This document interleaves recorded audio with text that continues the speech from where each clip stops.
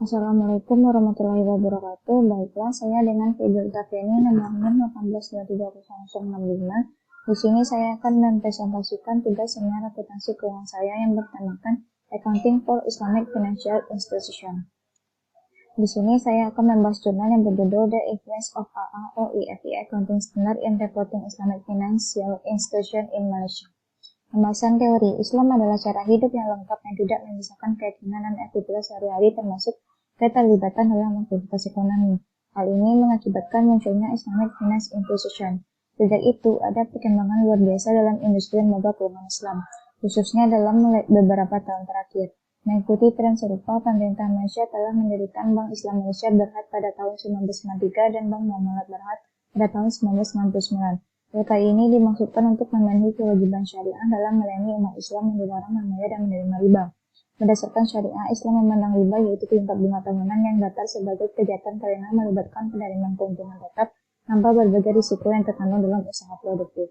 Kasus yang dibahas, makalah ini berfokus pada masalah yang relevan dengan kebutuhan standar akuntansi Islam dalam perlakuan lembaga keuangan Islam.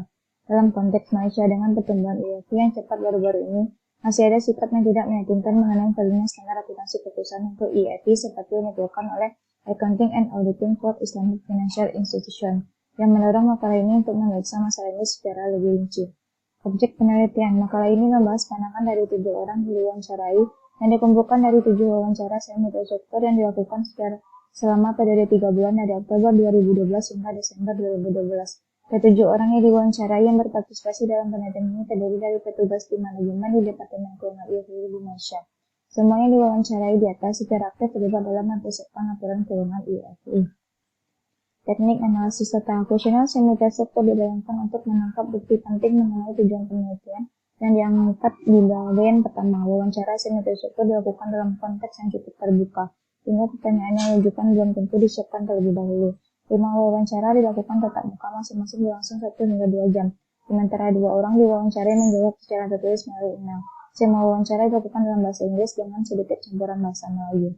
Hasil penelitian bukti wawancara di atas menunjukkan bahwa standar akuntansi Islam yang terpisah tidak sangat diperlukan untuk mengatur lingkungan IFI. Sebaliknya, mereka sangat membutuhkan standar pelengkapan untuk menjelaskan kontrak Islam dan untuk meyakinkan masyarakat muslim bahwa mereka benar-benar menawarkan produk kepatuhan syariah disetujui oleh SAC. Meskipun demikian, ada responden yang lebih memilih perlakuan akuntansi oleh AAOIFI agar mencerminkan kontrak produk menurut prinsip-prinsip Islam.